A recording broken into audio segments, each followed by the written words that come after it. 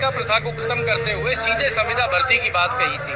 ठेका प्रथा क्या है ये आप एक बार समझ लीजिए कि सरकारी दफ्तरों के अंदर जो युवा लगाए जाते हैं उनको एक आदमी के थ्रू लगाया जाता है और उसको सर्विस एजेंसी का नाम दिया जाता है और वो ठेकेदार अपनी मनमर्जी से उनको तनख्वाहें देता है, ठेकेदार अपनी मनमर्जी से उनको चलाता है। अशोक गहलोत ने ये प्रथा खत्म कर दी थी। नई सरकार के आने के बाद में ये फाइल अब तक मूवमेंट में है और ये लोग आज धरना दे रहे हैं। इन्हीं से जानने का प्रयास करते हैं कि क्या विषय है और अब तक इनकी बात कहां तक पहुंची है, क्या मामला है और अब तक क्या स्थिति है। हम पिछले काफी समय से RLACC बोर्ड के नोटिफिकेशन को लेकर संघर्षरत है, क्योंकि पूर्ववर्ती जो सरकार थी, कांग्रेस सरकार, उन्होंने ठेका प्रथा को खत्म करने के लिए RLACC बोर्ड बनाया। वर्तमान सरकार ने भी इस पर अच्छा कार्य शुरू किया, लेकिन उस पर अभी जो अगर देखें हम तो वो काम जो है बहुत धीमा चल रहा है। RLACC का नोटिफिकेशन अगर आ जाता है तो राजस्थान में जो ठेका प्रथा का सिस्टम है, जिसे मैं दास प्रथा कहता हूँ अक्सर, ये दास प्रथा पूर्ण रूप से खत्म हो जाएगी सर, क्योंकि इस दास प्रथा में यानी इस ठेका प्रथा के अंदर 5 से 4 हजार व्यक्ति को सैलरी मिलती है, जिसमें आज के इस महंगाई भरे जमाने में उसका घर चलाना मुश्किल है। सरकार कितनी तनख्वाह देती है? सरकार की तरफ से जहां 5,000 रुपए मिल रहे हैं वह सरकार की तरफ से 12-13 हजार रुपए आते हैं। सरकार देती है 12-13 हजार और ठेकेदार से जब आप काम पे लगे हो तो ठेकेदार देता है 4,000। बिल्कुल, कई जगह तो सर 2200-2300 रुपए देते हैं। वहाँ सैलरी थोड़ी सी 10,000 से कम आती है, लेकिन उनकी काट ली जाती है, PF के नाम पे काट ली जाती है, जबकि उनका PF जो है वो अकाउंट ही नहीं खोला गया है। अच्छा, काम किसके लिए करते हो? काम किसके लिए? ये जितने भी लोग यहाँ इकट्ठे हो रखे हैं, ऐसे लगभग 6 से 7 लाख लोग हैं जो पूरे राजस्थान में सर सबसे पीड़ित वर्ग है ये, और ये काम करते हैं सरकार के लिए सर।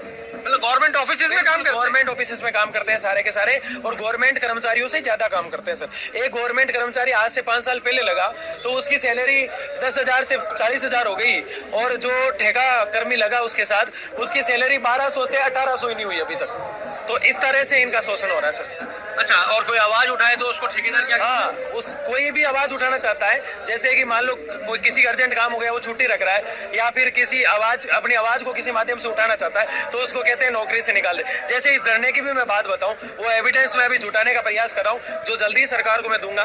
उसमें अभी जो लोग धरने में आना चाह रहे थे उनसे कहा गया कि पहले आप एग्रीमेंट लिखोगे, अपनी नौकरी का इस्तीफा देके जा रहे हो। सर यह गलत है या सही है, आप बताइए। एडवांस में धरने में आना है तो इस्तीफा देके जाओ आप। और ऐसा आंकड़ा विशाल राजन जी से जब मैं मिला सचिवालय में, तो उनसे मैंने कहा कि ये लोग बहुत दुखी है सर, मैं फाइल बना रहा हूँ, जो फाइल मैं ऑलमोस्ट बना के उनको देने वाला हूँ। उस फाइल के अंदर ऐसे ऐसे विभाग है जिनकी सैलरी 4,000, 3,000, 2,500, 5,000 ऐसी पूरी महीने की सैलरी। और इसमें सबसे बड़ी दुख की बात यह है कि जो सैलरी इनको मिलती है उस सैलरी को भी समय पे नहीं क्या खा रहा है वो, कर्जा ले लेके इसलिए नहीं छोड़ रहा है कि भाई ठीक है कभी ना कभी सरकार वोकेशनल टीचर बहुत कम होती है सर, सबकी बहुत कम होती है। अंदाजे से उनकी जो अलग अलग डिपार्टमेंट है मुझे इतना आइडिया नहीं है, लेकिन बहुत कम होती है सारे डिपार्टमेंट। यहाँ पे वोकेशनल टीचर कितनी तनख्वाह है? हमारी है 3-4 हजार रुपए।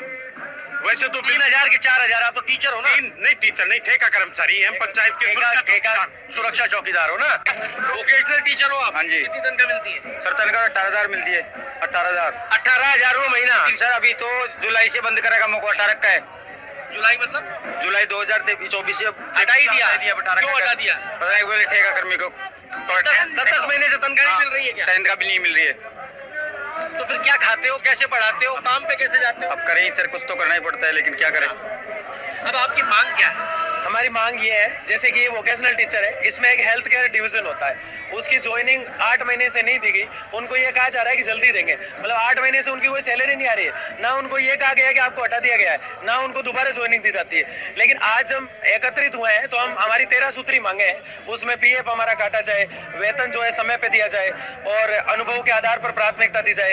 ये जो धमकियां दी जाती है, अभी सरकार ने जो ये आयोग बनाया है, इस आयोग नोटिफिकेशन जारी किया जाए। इस आयोग के अंदर अगर आप आ जाते हो तो क्या क्या सुविधा मिलेगी? इसके अंदर सबसे पहले तो जो 5-7 हजार सैलरी मिलती है वो डायरेक्ट बहुत अच्छी हो जाएगी, डबल हो जाएगी। संविदा पे आ जाओगे आप सीधा? बिल्कुल सर, बिल्कुल सर, यानी कि बहुत अच्छी सुविधाएं मिलने लग जाएगी।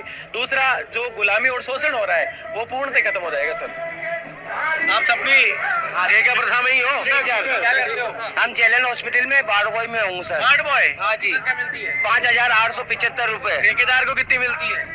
ये पता नहीं सर हमारे को। कम मिलती है कि ज्यादा मिलती है? ज्यादा मिलती है। इससे ज्यादा ही मिलती होगी? ज्यादा मिलती है।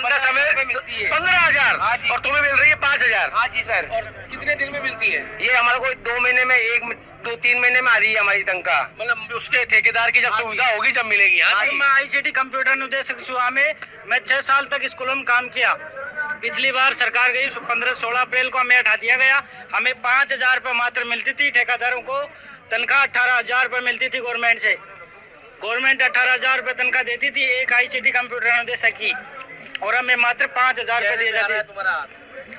5,000 रुपये दिए जाते। 5,000 रुपए तनख्वाह मिलती थी और उसको कितनी मिलती थी? 18,000 रुपए एक अनुदेशक की। समय पे आ जाती थी? समय पे नहीं सर, 3 महीने 4 महीने 5 महीने। सवाल ये है कि जब तनख्वाह 15,000 मिल रही है, 18,000 मिल रही है, सरकार तो पूरा पैसा दे रही है ना। हाँ। तो ये पैसा जा कहाँ रहा है?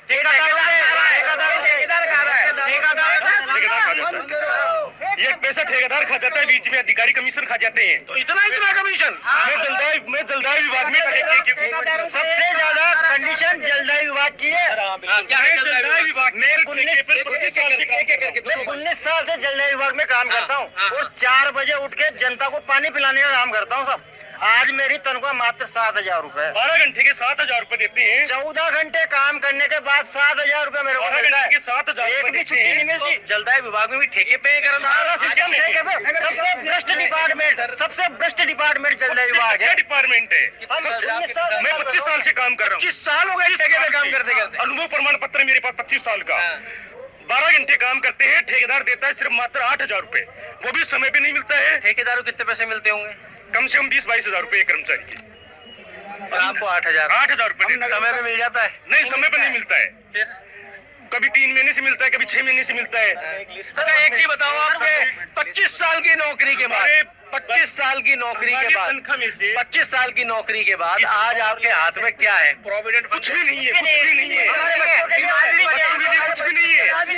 अच्छा, कल को अगर भगवान न करे आपको कुछ हो गया तो? कुछ भी नहीं है, पैसे भी नहीं देते, कुछ भी नहीं है। रोड पे आ जाओ, बैठ जाओ रोड पे। कौन से विभाग में हो? मैं नगर विकास न्यास से यूआईटी कोटा में हूँ सर। हमारे मैं 15 साल हो गया, 50 साल की उम्र हो गई और हमारे को 10,000 सैलरी मिलती है, लेकिन हमारे को 7,000 मिली है अभी वो भी। पहले कितनी मिलती थी? पहले 6,000 5,000 और सभी के अलग अलग डिपार्टमेंट कंप्यूटर ऑपरेटर को 7,000 से ज्यादा नहीं मिलती है।